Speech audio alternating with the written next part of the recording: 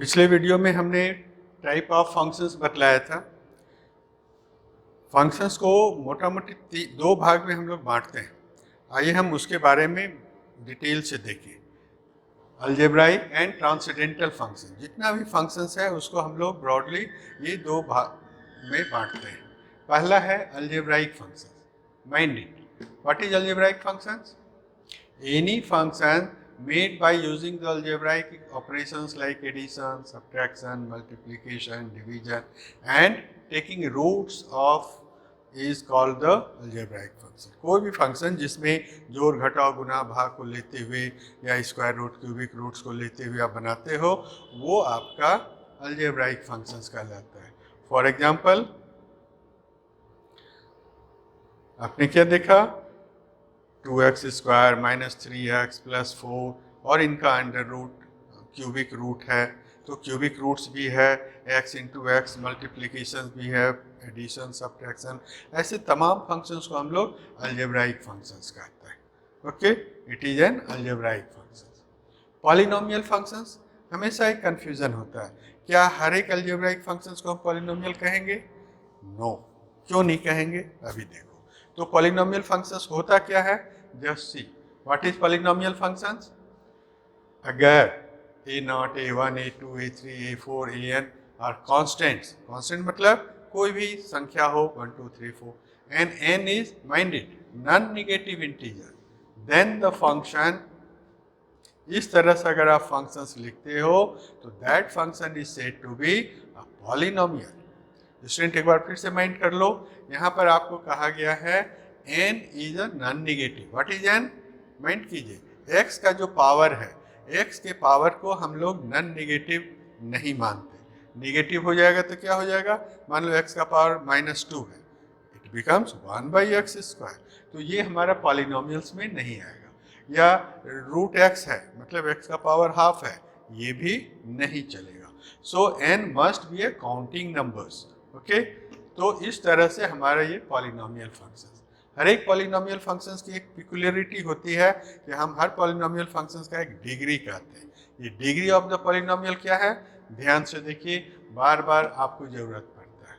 So degree of the polynomial का मतलब the highest power rose to x with a non-zero coefficient is called degree of the polynomial function। Is it clear?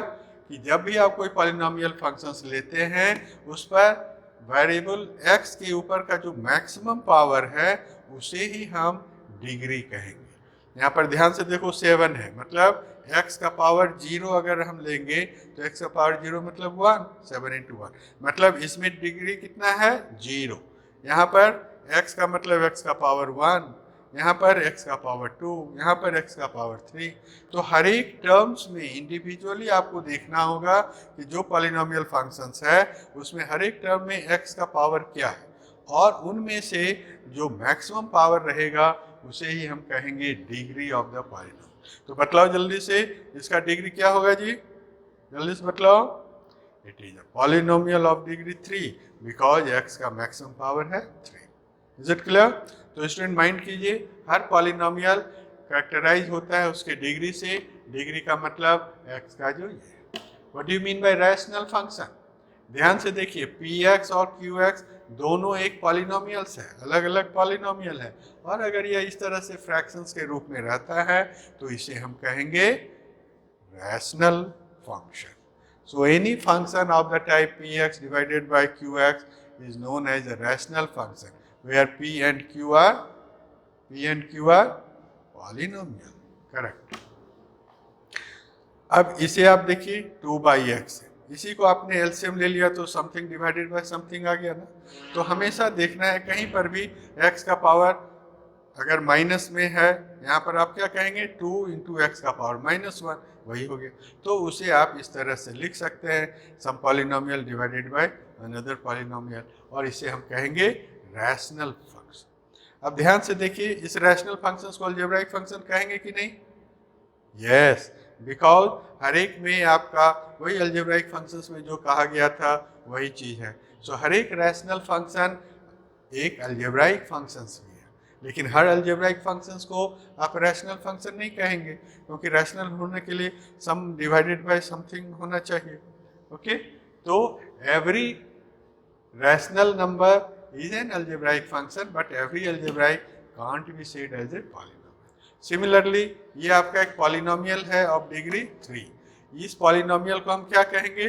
It is a polynomial as well as algebraic function, but every algebraic function is not thus minded.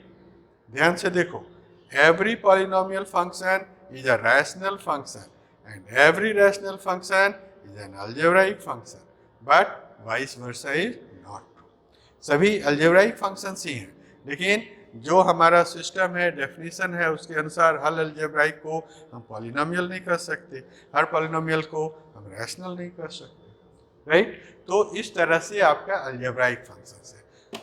Next आता है आपका transcendental. अब ध्यान से देखिए, मैंने शुरू में कहा था कि जितने भी तरह के हम लोग फंक्शंस पढ़ते हैं उसको दो ब्रॉड डिवीजन में डिवाइड किया जाता है, दो ब्रॉड कैटेगरी में।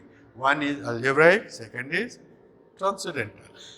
तो अलजेब्राइक के बारे में हमने बतलाया, पॉलिनोमियल है, रैशनल है। जो अलजेब्राइक नहीं है उसे हम कहते हैं transcendental function. Mind it, any function which is not an algebraic function is said to be a transcendental function. Transcendental का एग्जांपल क्या होगा? ट्रिगोनोमेट्रिकल, जैसे आपका sin x, cos x, tan, cot, sec, cos x, ये सभी हमारा algebraic नहीं कहलाएगा, ट्रिगोनोमेट्रिकल कहलाएगा। एक्सपोनेंशियल है, e का पावर x, खाली e का पावर x ही नहीं, any number a to the power x, 2 का पावर x, 3 का पावर x, ये सभी हमारे एक्सपोनेंशियल फंक्शंस में है। उसी तरह से लॉगरिथमिक फंक्शंस हुआ, हाइपरबोलिक फंक्शंस हुआ, ये सभी हमारा ट्रांसेंडेंटल फंक्शंस में आता है। अब स्टूडेंट यहाँ पर छोटी छोटी बातें जो अति महत्वपूर्ण है, ये आपको याद रहना चाहिए। जैसे हम लोग साइन एक्स का ग्राफ अभी आपको दिखाते हैं, it is a graph of sine x. इसमें क्या ध्यान देने वाली बात है? साइन एक्स का ग्राफ वेवी नेचर का होगा, तरंग के जैसा। आप देखेंगे दूसरी का भी ग्राफ तरंग जैसा होता है, देखने में एक ही जैसा है। कैसे डिस्टिंग्विश करोगे? माइंड करो कि साइन एक्स का ग्राफ हमेशा ऑरिजिन से क्रॉस करता है। क्लियर? साइन एक्स का ग्राफ हमेशा ऑरिजिन से क्रॉस करता है। लेकिन कोसाइन का ग्राफ, कॉस का ग्राफ क्या होगा? 0 पर वो मैक्सिमम पर रहता है, मैक्सिमम 1 पर। सो 0 से जो वेवी ग्राफ जा रहा है वो है साइन एक्स का ग्राफ। 0 पर जो ओरिजिनल रहेगा, 0 मीन्स ओरिजिन पर जो मैक्सिमम पर रहेगा वो हो गया कॉस का ग्राफ। ये छोटी छोटी सी बातें आपको याद रहनी चाहिए। नेक्स्ट है, ध्यान से देखिए, साइन एक्स के ग्राफ को आप पहले ध्यान से देखो, रेड कलर में जो है, ये रेड कलर में, ये साइन एक्स का ग्राफ है। मतलब ओरिजिन से स्टार्ट हुआ, 90 पर मैक्सिमम पर गया, फिर 180 पर 0 पर आ गया, फिर 3π/4 पे -1 पर गया, फिर 2π पर इतना आया। मतलब 0 से चला था, एक कंप्लीट साइकिल पूरा होने में उसे 0 से लेके 2π तक के अंतराल होते हैं। क्या कहा हमने? साइन एक्स के ग्राफ एक कंप्लीट चक्र पूरा होने के लिए, कंप्लीट साइकिल पूरा होने के लिए हमें 0 से 2π का इंटरवल चाहिए। माइंड करो, ब्लू कलर से साइन 2θ को इंडिकेट किया गया। अब ब्लू कलर को ध्यान से देखिए, 2 चक्र इसका पूरा होता है। तो आपको क्या ध्यान रखना है? साइन थीटा है तो एक चक्र पूरा होने के लिए 2π का इंटरवल चाहिए, लेकिन साइन 2θ देखोगे तो इसी 2π के अंदर में वह 2 बार कंप्लीट साइकिल करेगा। साइन 3θ के ग्राफ को देखो, जो ग्रीन में है, 3 बार ये आपका जाता है। तो स्टूडेंट माइंड कीजिए कि साइन 50θ है तो यही 0 से 2π के बीच में 50 टाइम्स वो ऊपर नीचे कंप्लीट साइकिल करेगा। तो हम लोग ध्यान रखेंगे, साइन nθ है तो n टाइम्स ये करेगा। उसी तरह से कोसाइन के बारे में देखिए, रेड कलर में आपका एक चक्र पूरा हुआ 0 से लेके 2π के इंटरवल में। ब्लू कलर में देखो 2 बार चक्र हुआ, एक चक्र फिर यहाँ से लेके दूसरा चक्र। कॉस 3θ है तो एक चक्र, 2 चक्र, फिर 3 चक्र। तो साइन थीटा हो, कॉस थीटा हो, उसका जो एक चक्र पूरा होने का इंटरवल है, उस इंटरवल में sine theta, sine 2 theta, sine n theta mind करता है कितना बार कंप्लीट साइकिल करेगा। उसी तरह से स्टूडेंट थीटा बाई 2 है, थीटा बाई 3 है, तो हम क्या कहेंगे 3 टाइम्स उसका ये रहा। नेक्स्ट ध्यान से देखिए, जब भी हमने पिछले बार में बतलाया था कि ग्राफ के माध्यम से जब आप करते हो तो डोमेन और रेंज को कैसे करेंगे, एक्स एक्सिस के अलोंग जो ये इंटरवल होता है उसको कहते हैं डोमेन, वाई एक्सिस के अलोंग जो ये इंटरवल होगा उसे कहेंगे रेंज। तो ग्राफ के माध्यम से भी हम लोग डोमेन एंड रेंज की बात करते हैं।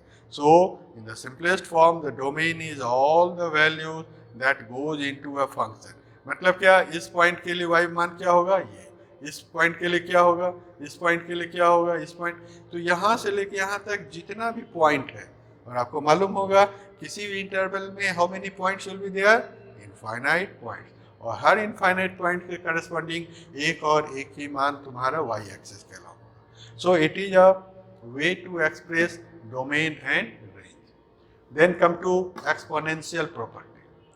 एक्सपोनेंशियल का मतलब हमारा विद्यार्थी समझता है ई के पावर एक्स को ही हम लोग एक्सपोनेंशियल कहते हैं। ऐसी बात नहीं है, कोई भी कांस्टेंट वैल्यू 2, 3, 4, 5 कुछ भी ले लीजिए, 1 नहीं लेते हैं, क्यों, क्योंकि 1 का कोई भी पावर 1 ही होता है, राइट। इसीलिए कोई भी नंबर्स का पावर हम लोग लेंगे उसे एक्सपोनेंशियल फंक्शन कहते हैं। तो मान लिया कि e to the power x. अब ये जो एक्सपोनेंशियल फंक्शन होगा उसमें a के नेचर्स पे उसका ग्राफ तुम्हारा निर्भर करता है। अगर a बराबर 1 हो गया तो क्या हो जाएगा जी, graph is a horizontal line at y equals to 1। इसीलिए a के लिए 1 हम लोग नहीं लेते। अब दो बात होगी, या तो a का वैल्यू 1 से छोटा 0 से बड़ा होगा, माइंड करो 0 से छोटा नहीं होना चाहिए। a एक्सपोनेंट जो है, बेस जो है आपका, वह नेगेटिव अलाउड नहीं है, 0 अलाउड नहीं है, जो भी होना चाहिए वह पॉजिटिव टर्म्स में होना चाहिए। अब उसमें भी बिटवीन 0 to 1 है तो उसका एक नेचर है, मोर देन 1 है तो उसका दूसरा नेचर। ध्यान से देखिए, जब a का वैल्यू बिटवीन 0 and 1 है तो उसका ग्राफ इस तरह से होगा। ध्यान से दो, जैसे जैसे x का मान बढ़ते जाएगा ये टेंड्स टू इन्फिनिटी होगा। माइंड कर लो ये सभी प्रॉपर्टी। यहाँ हमने a, चूंकि आपने 0 to a के बीच में मानना था तो हमने 0.5 माना। अब इसका ग्राफ आप खींच करके प्लॉट करके देख लीजिए, इट इज बिटवीन 0 and 1।